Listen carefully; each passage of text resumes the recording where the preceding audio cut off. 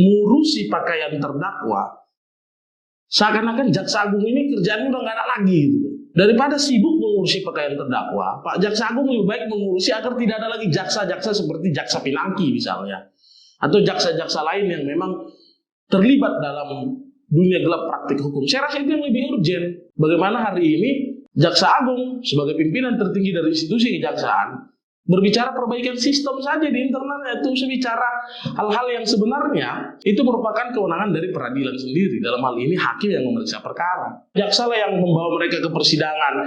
Tapi kan hakim punya hak saat dirasa seorang terdakwa tidak menggunakan pakaian yang sopan atau tidak menggunakan pakaian yang semestinya, hakim punya hak untuk meminta terdakwa keluar dari persidangan.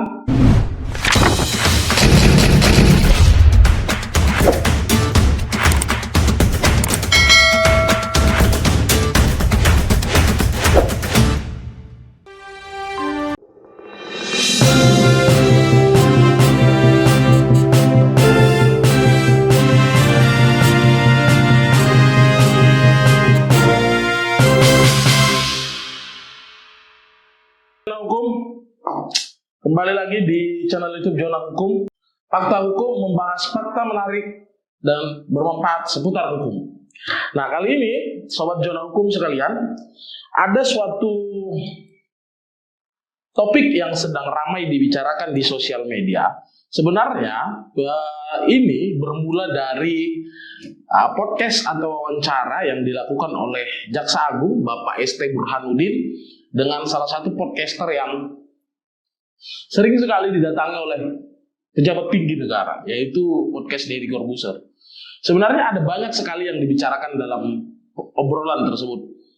Karena saya sebenarnya menonton dari awal hingga akhir, membahas terkait khususnya pembicaraan topik utamanya ialah bicara tentang mafia minyak goreng.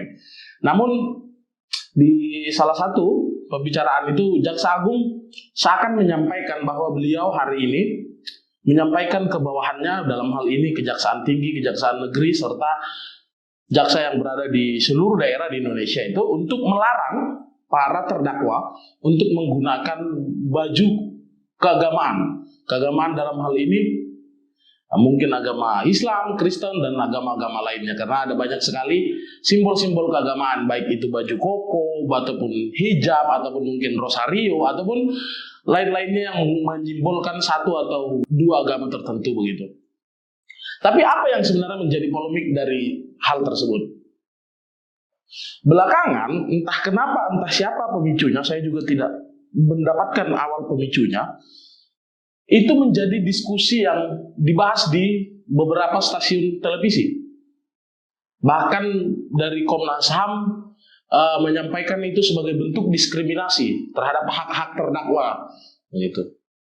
Ada banyak lagi, ada yang setuju, ada yang tidak setuju, begitu. Tapi yang perlu kita pahami sebenarnya, karena kita di Zona Hukum ini bicara aspek hukum, terlepas dari segala pendapat, karena saya juga agak merasa sangat tergelitik begitu mendengar berbagai pandangan. Bahkan ada yang bilang kalau terdakwa itu pakai baju agama di persidangan itu namanya melecehkan agama, katanya. Saya suka bingung melihat orang-orang yang ngomong gitu. Ini politisi dari partai yang mengusung restorasi ini. Maksud saya, emang ibu nggak punya TikTok gitu?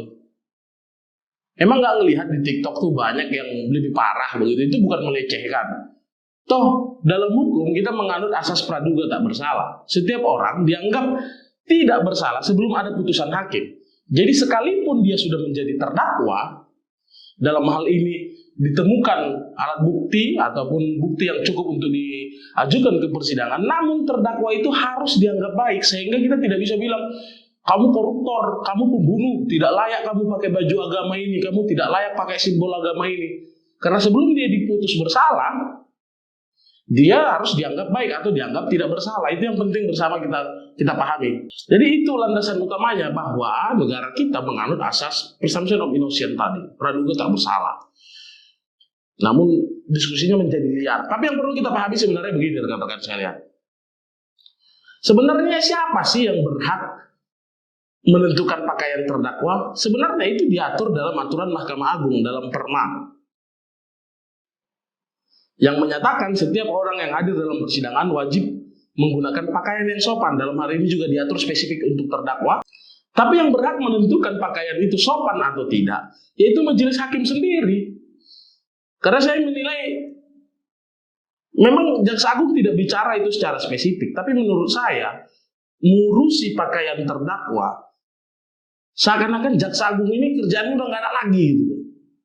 Daripada sibuk mengurusi pakaian terdakwa, Pak Jaksa Agung lebih baik mengurusi agar tidak ada lagi jaksa-jaksa seperti Jaksa Pinangki misalnya, atau jaksa-jaksa lain yang memang terlibat dalam dunia gelap praktik hukum. Saya rasa itu yang lebih urgent.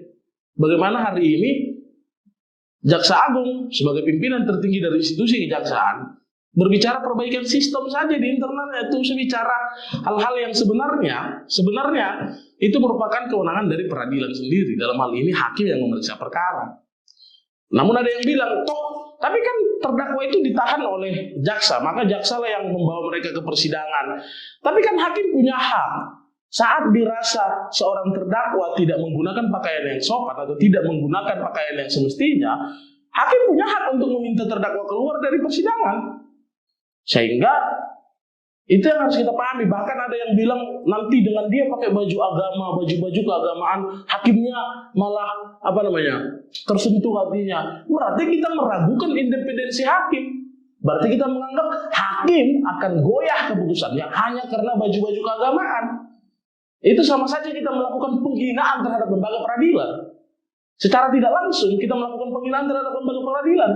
Karena kita berpikir hanya dengan jubah-jubah keagamaan, itu akan mempengaruhi putusan hakim. Namun ada yang bilang, tapi itu mempengaruhi opini publik. Iya betul, opini publik mungkin bisa saja terpengaruh. Tapi dalam hal ini, putusan hakim itu kan tidak dipengaruhi oleh opini publik. Karena kita percaya independensi lembaga peradilan. Saya rasa itu statement yang penting berkaitan dengan hari ini yang sedang ramai begitu.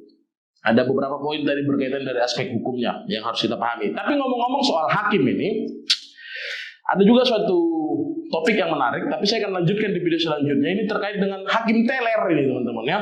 Mungkin teman-teman juga sudah baca berita ya, ada dugaan ya, kita harus pakai dugaan. Karena nanti kalau nggak terbukti saya gelap ini kan.